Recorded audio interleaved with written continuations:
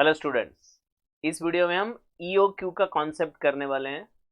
इसमें दो कॉन्सेप्ट होते हैं, एक टैबुलर मेथड से EOQ फाइंड आउट करते हैं और एक फॉर्मूला मेथड से EOQ फाइंड आउट करते हैं। तो आइए सीखते हैं EOQ क्या होता है और कैसे फाइंड आउट करते हैं। तो पहले EOQ का फुल फॉर्म है इकोनॉमिक ऑर्डरिंग क्वांटिटी।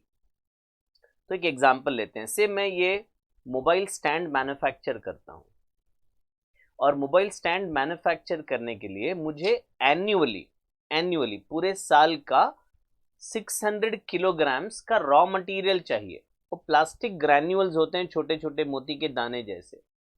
तो कितने मोबाइल स्टैंड बना रहा हूं वो नहीं कह रहा हूं, वो मोबाइल स्टैंड बनाने के लिए कितना रॉ मटेरियल चाहिए, क्योंकि मोबाइल स्टैंड तो हमारे लिए फिनिश गुड्स है।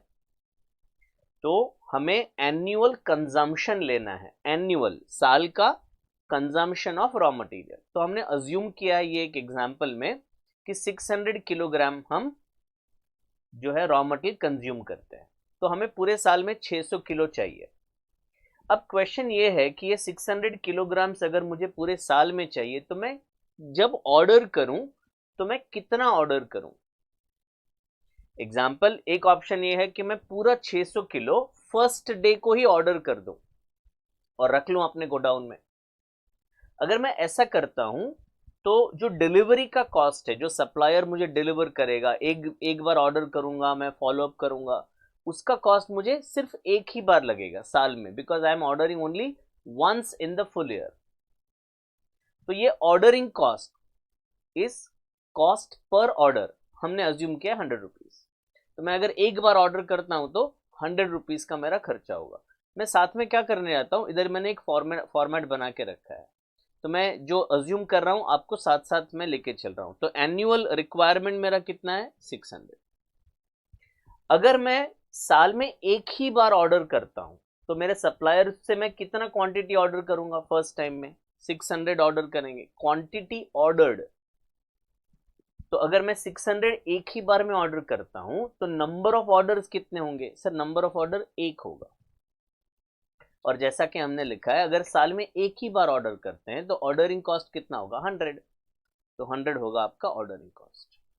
ठीक है, यहां तक हो गया।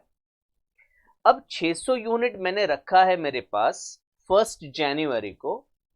क्या वो 600 के 600 units end of the year तक स्टॉक में रहने वाले हैं? आंसर है ना सर, हम उसको कंज्यूम भी तो करेंगे। तो इधर आइए, हमने कुछ चार्ट बना के रखा है आपके लिए। ये रहा एक छोटा सा चार्ट।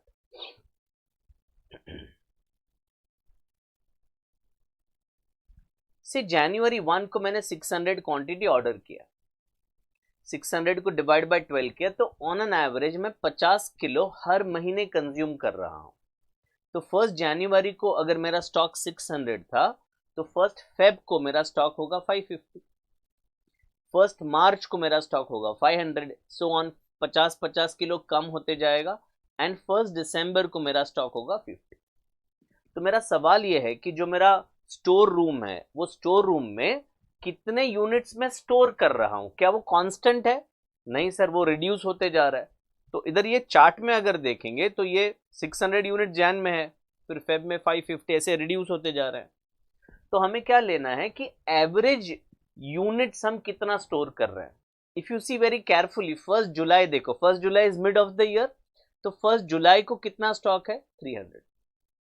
यानी हम ऐसा अज्यूम करते हैं कि अगर मैं 600 क्वांटिटी ऑर्डर करता हूं तो ऑन एन एवरेज 300 यूनिट्स मेरे पास हमेशा स्टॉक में रहते हैं। So what I carry in stock is not 600, is not 0, but it is 300 on an average.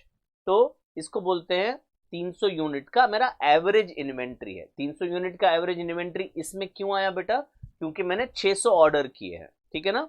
तो मैं इधर 300 लिख रहा हूं। 300 क्यों लिखा, वापस रिपीट करना हूं, क्योंकि मैंने 600 ऑर्डर किए हैं। फर्स्ट डे को 600 थे, फिर 50-50 रिड्यूस होते जा रहा है, तो मेरा एवरेज जो यूनिट है जो मैं स्टॉक में रखूंगा वो 300 होगा, 600 डिवाइड बाई 2। अब ये कॉन्सेप्ट पे आते हैं, called carrying cost. Carrying cost में दो चीजें इन्वॉल्व होती हैं। पहली बात, अगर मैं 600 kgs first day of the year purchase करता हूं तो सप्लायर को पूरे पैसे दे देने पड़ेंगे रॉ मटेरियल के, तो वो पैसे मैं ब्लॉक कर रहा हूं। कॉस्टिंग में एक बहुत ही इंटरेस्टिंग कॉस्ट होता है कॉल्ड अपॉर्चुनिटी कॉस्ट। मतलब ये पैसे ब्लॉक मैं कर रहा हूं, मतलब मैंने सप्लायर को तो पे कर दिया, so I am losing an opportunity to use that money somewhere else, so that is called interest cost which I am paying because of holding lot of raw material।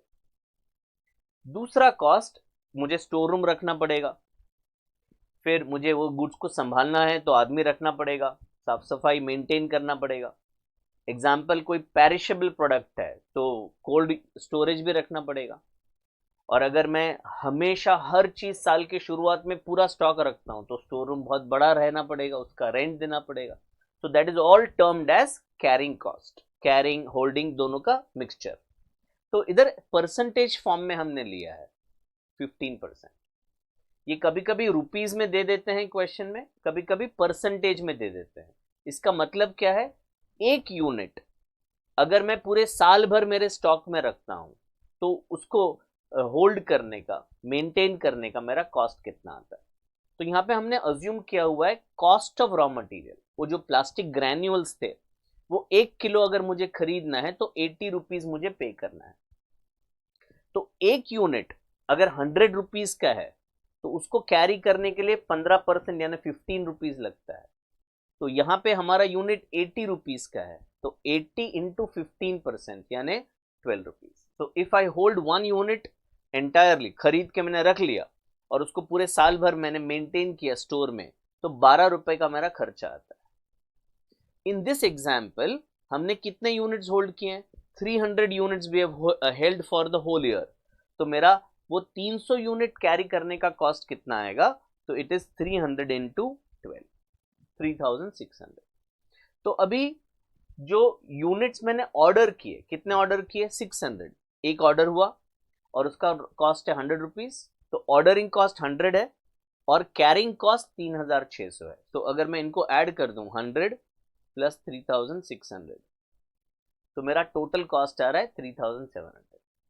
Bye now आप थोड़ा सा समझ तो गए होंगे, क्या समझ गए होंगे, मैं पूछता हूं आपसे, अगर मैं एक साथ 600 ऑर्डर करने के जगह पे मैं 300 ऑर्डर करता हूं at a time, instead of ordering 600 if I order 300 then what will happen, मेरा ऑर्डरिंग कॉस्ट बढ़ जाएगा बट कैरिंग कॉस्ट कम हो जाएगा, क्योंकि अब मैं 300 यूनिट स्टॉक में नहीं रखूंगा, मैंने स्टार्ट में 300 ही मंगाए थे, सो एवरेज स्टॉक मेरा हो जाएगा 150।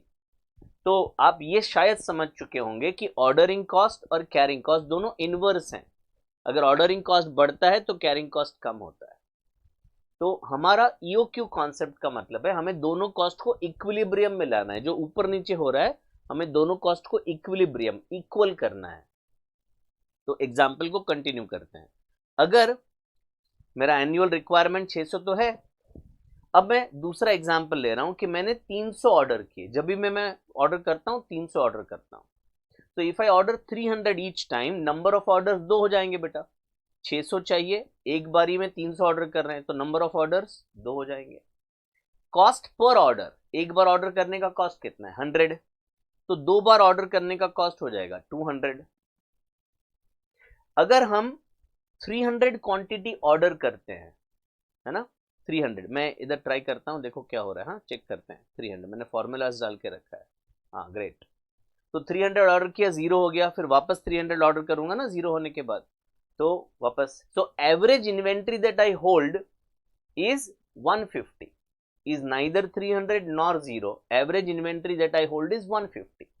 तो यहां पे हम लिख लेते हैं 150 यूनिट्स नॉर्मली पूरे साल भर मेरे स्टोर में रहते हैं।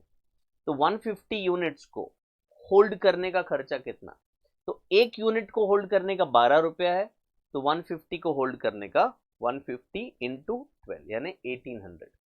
तो मेरा टोटल खर्चा कितना हुआ 1800 प्लस 200 दैट इज 2000। ये 2000 मेरा खर्चा हुआ ऑर्डरिंग प्लस कैरिंग, ठीक है। एक चीज नोट करते हैं, ये 100 का 200 हुआ, ये खर्चा बढ़ गया, पर ये खर्चा कम हो गया, देखो आधा हो गया, ये जब डबल हुआ तो ये आधा हो गया, 3600 का 1800, तो टोटल कॉस्ट हुआ 2000। अब ये टैबुलर मेथड है, अजम्पशन करते जाना है और फिर एक ऐसा लेवल ढूंढ लेना है जहां पे दोनों कॉस्ट सेम हो जाएंगे। तो अब मैं अज्यूम कर रहा हूं कि मैं 100 ऑर्डर कर रहा हूं, 100, ठीक है, 100 अजम्पशन है। और इसके बाद हम फॉर्मूला मेथड भी करेंगे। तो रियल लाइफ में ऐसे 1 बाय 1 अजम्पशन नहीं करना है, फॉर्मूला लगा के फॉर्मूला मेथड अप्लाई करके आंसर आ जाएगा। पर यहाँ पे टैबुलर मेथड लॉजिक कॉन्सेप्ट सीख रहे हैं कि ये जो फॉर्मूला हमने बनाया है उसका पीछे का राज क्या है। तो अगर मैं हर बार 100 ऑर्डर करता हूं तो नंबर ऑफ ऑर्डर्स कितने होंगे, 6 होंगे। पर ऑर्डर 100 रुपीज है तो 600 मेरा ऑर्डरिंग कॉस्ट होगा। एवरेज इन्वेंट्री कितना होगा, अगर 100 ऑर्डर कर रहा हूं तो एवरेज इन्वेंट्री 50 होगा, 100 डिवाइड बाई 2, और 50 इंटू 1200 करूँ, 12 रुपीज करूंगा तो 600 मेरा कैरिंग कॉस्ट होगा। And now when I apply the formula 1200 हुआ। अभी अगर आपने नोट किया है तो इधर देखो 600 ऑर्डरिंग कॉस्ट है और 600 कैरिंग कॉस्ट है, दोनों सेम आ गए।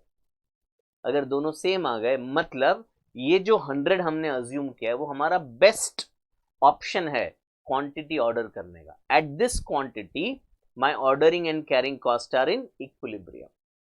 So how many units I should order? 100, not 600, not 300. एक और एग्जांपल ले लेते हैं। से मैं 50 यूनिट ऑर्डर करता हूँ, 50, अगर 50 यूनिट्स ऑर्डर करता हूँ तो 12 ऑर्डर्स होंगे और 12 ऑर्डर्स का 1200 रुपीज कॉस्ट होगा, 25 एवरेज इन्वेंट्री होगा और 300 रुपीज कैरिंग कॉस्ट होगा। तो अभी मेरा ये जो टोटल कॉस्ट है वो आ जाएगा 1500, 300 प्लस 1200। तो आप नोट करो इधर कम हो रहा था, इधर 1200 लोएस्ट आ गया बेटा, बट जब मैंने क्वांटिटी और कम किया तो कॉस्ट बढ़ गया, 1500 हो गया। समझ रहे? तो ये हमारा मिनिमम ऑप्शन है, इससे लोएस्ट कॉस्ट नहीं हो सकता है। ओके, अब एब्रीविएशंस ले लेते हैं। ये जो एनुअल कंजम्पशन है उसको हम ए बुलाएंगे। ध्यान देना बेटा, बच्चे बहुत मिस्टेक करते हैं, ये एनुअल प्रोडक्शन नहीं है, प्रोडक्शन फिनिश गुड्स का होता है और यहाँ पे हम बात कर रहे हैं रॉ मटेरियल की। तो इधर annual consumption of raw material हमें लेना है, that is a. Ordering cost per order O, cost of raw material per unit को C, capital C. I is the inventory carrying plus holding cost, और C into आई, ये cost per unit into आई करेंगे तो carrying cost per unit मिलता है। ये figure per unit per annum होना चाहिए और ये पहले वाला फिगर भी पर एनम होना चाहिए, दोनों चीज पर एनम होना चाहिए। कभी कभी ये फिगर वो रेडिली दे देते हैं 12 rupees, carrying cost per unit per annum 12, तो हमें सीधा 12 यूज करना है। ठीक है, तो ये टैबुलर फॉर्म से हमने ढूंढ लिया 100। अभी आते हैं फॉर्मूला मेथड पे। तो अब बच्चा हम लोग फॉर्मूला डिराइव करने वाले हैं, मैंने बना के रखा है, मैं आपको एक्सप्लेन कर देता हूं फॉर्मूला। तो पहले तो हमने ईओक्यू का कॉन्सेप्ट ये कहता है कि भाई ऑर्डरिंग कॉस्ट और कैरिंग कॉस्ट जो वो इक्वल होना चाहिए। तो at EOQ ordering cost is equal to carrying cost. अब ऑर्डरिंग कॉस्ट का क्या मतलब, पहले हमने अज्यूम किया है कि लेट अस अज्यूम, एक लिख लेते हैं, क्या लिख रहे हैं हम, so let us assume that quantity ordered is Q। तो यहां पे जो हम लिख रहे थे ना, अज्यूम करो 600 खरीदा, 300 खरीदा, तो इधर हम अज्यूम कर रहे हैं Q यूनिट्स खरीदे। अगर हम Q यूनिट्स खरीद रहे हैं तो नंबर ऑफ ऑर्डर्स कितने होंगे, A अपॉन Q होगा, है ना। मैं साथ में टेबुलर पे लेके जाता हूं, ये देखिए ये नंबर ऑफ ऑर्डर्स कैसे आया था, तो A अपॉन Q से आया था। A upon Q will give us number of orders and multiplied by O will give us ordering cost। तो लेफ्ट हैंड साइड हमारा हुआ A upon Q into O। A is annual consumption, Q is quantity ordered, तो A upon Q मिलेगा number of orders, multiplied by O करेंगे तो ordering cost। फिर यहां पे ये एवरेज इन्वेंट्री कैसे आया, तो Q डिवाइड बाई 2 आया।